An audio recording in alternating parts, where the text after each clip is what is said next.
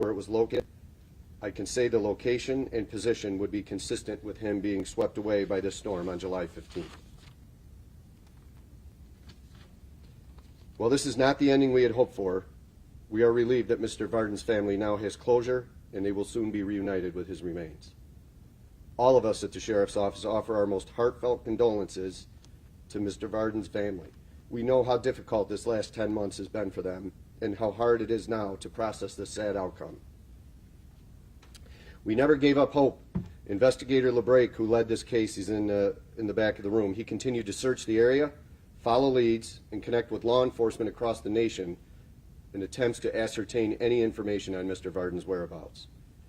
My sincere thanks to the Sheriff's Office Road Patrol, Criminal Investigation Division, Crime Scene Unit, drone operators, area firefighters, and the New York State Police, who all assisted in the search, as well as the public who called in with tips that we were able to run down.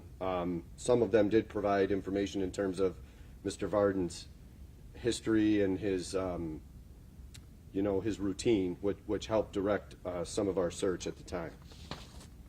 I also have a statement from the family that they asked us to read and provide to you. This is from Mr. Varden's daughter Kim, her son Ron, and their daughter Erica Kaiser and Dana Reed.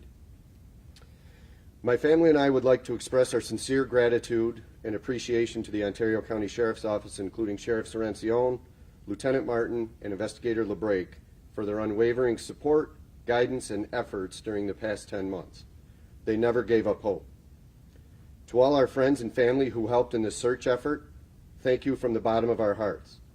Thank you to the many volunteers, most of whom we do not know personally, for giving your time walking the trails in surrounding areas, passing out flyers, and keeping up public awareness.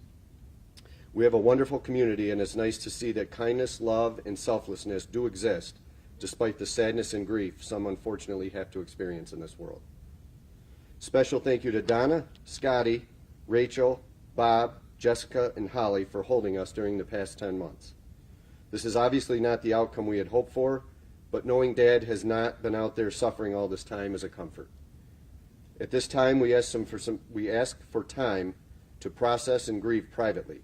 There will be a memorial at a future date, and details will be posted in our Facebook group. Kim, Ron, and Erica Kaiser, and Dana Reed. With that, we'll take questions. Just gonna grab my... Did you say that it looked like it appears as though he was in one position and then washed, things like high waters or something? Yes, so the creek that we know, the level of the creek increased significantly on July 15th and remained so for several days. Where he was located was approximately 30 to 40 feet from the water and about 100 feet from the railroad bed. He was in between. But the location where he was found would be consistent with being, it was right in an area where the creek begins to turn from running east-west to hooking right and running north. And it would be consistent with that water pushing him over to the north. Is there a trail or anything there? Not really. No. Not where he was, no. So he was just walking and basically... He may have been on a trail where he was walking. Where he was located, there is not a trail. Okay. The trail, is there a trail? Yes, over closer to the other side of the south side of the creek by his apartments. What's the name of his apartment? They're on East Victor Road. What's the? Autumn Grove. Autumn Grove Apartments. Autumn Grove. Yep. Okay. Were there any other injuries or deaths from the storm? No, but a lot of damage. If you recall, especially in the Farmington area, we had multiple reports with the hail that actually went through car windows. It took out siding and windows on houses. This is all that storm that likely he was outside for when it came on. You said that where he was found was about 1 mile from his apartment. How far was it from where he was last seen? That's probably about 2 miles. Yeah. His residence from where he was last seen is in between where he was last seen and where he was located. Is he a pretty active guy for 83 years old? Very. was very well known in the village of Victor, hadn't been driving, so he did a lot of his errand running and so forth by walking. You know, the last known place he was inside the ESL Federal Credit Union on School Street in Victor. Didn't actually go in there to do any banking, just went in to say hi to the folks that worked there because he knew them, he was familiar with them. Yeah, so he was out that afternoon, like, conducting things that were normal for his routine. So, you know, a storm hits, maybe he's taking a shortcut home or something, and then... Very possible. Very possible. Yeah. You said more work would need to be done by a forensic anthropologist to determine the cause of death. So what initially are you seeing where you would need that extra help to determine the cause of death, the condition of the speak to body that? or the circumstances? I'll That let would the be- coroner speak to that. That would be due to the remains. There's no medical examiner's office in our county to process this, so they automatically get sent to Monroe County where they have the special team that they can look to make sure there's nothing abnormal that they find with the human remains. Was there anything you saw when the body was recovered?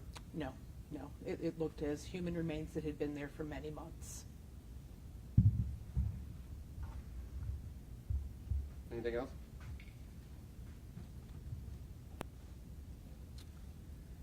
All right. Well, thank you all for coming and covering this. Sad circumstances, but like I said, we're relieved to at least bring closure, and that he was at least close to home. And you know, we were concerned because he had hitchhiked in the past, but and we wondered if he ended up somewhere way out of the area because of that, but wasn't the case. So at least now the family can grieve and at least begin to move on. So. Actually, Sheriff, Sure. about that, like, from the beginning, was there ever the thought that this could have been what happened to him? Yes. Okay. Yep. Because I know the family at the beginning, everything was on the table, so. Yeah, and I mean, you know, I would say probably 6 months ago, we began to feel that this was likely going to be the outcome. Unfortunately, I think the biggest telltale sign for us was the lack of any cell phone or bank activity since 2 days before he went missing. It's like even when people want to just go away and kind of be left alone, they're going to need their bank funds or something at some point. And when months had gone by without any bank or phone activity, it was, you know, again, that's why on our end, we continue to search that area over and over and over again with every tool that we have. But the canines didn't give us an alert, which is not, you know, for the distance and the water and all that is not normal. And then even after we had located him the other day, we're flying a drone up there at only 100 feet in the air and you can't see him. So it was just a happenstance where somebody came upon him and we wondered if that wasn't going to be what would eventually bring us to this. So just at least thankful that they now have some closure. So were they obscured by, I don't know, brush or? Yep, brush, the tree. The tree was actually, The tree was actually down, and it was a large tree, and he was on the underside of the tree. And there was another large tree right connected to the one that was down. So it's kind of like a triangle.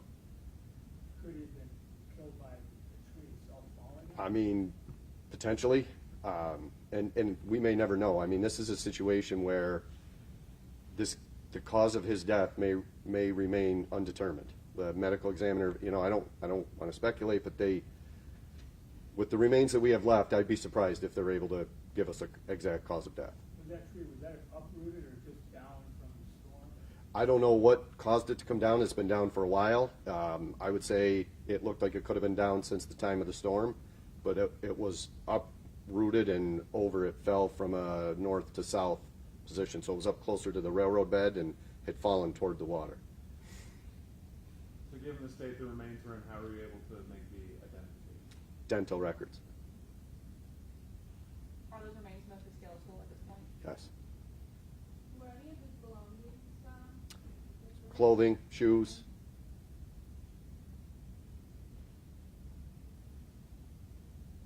All right, thanks, everybody. Appreciate it very much. Thank you, sir.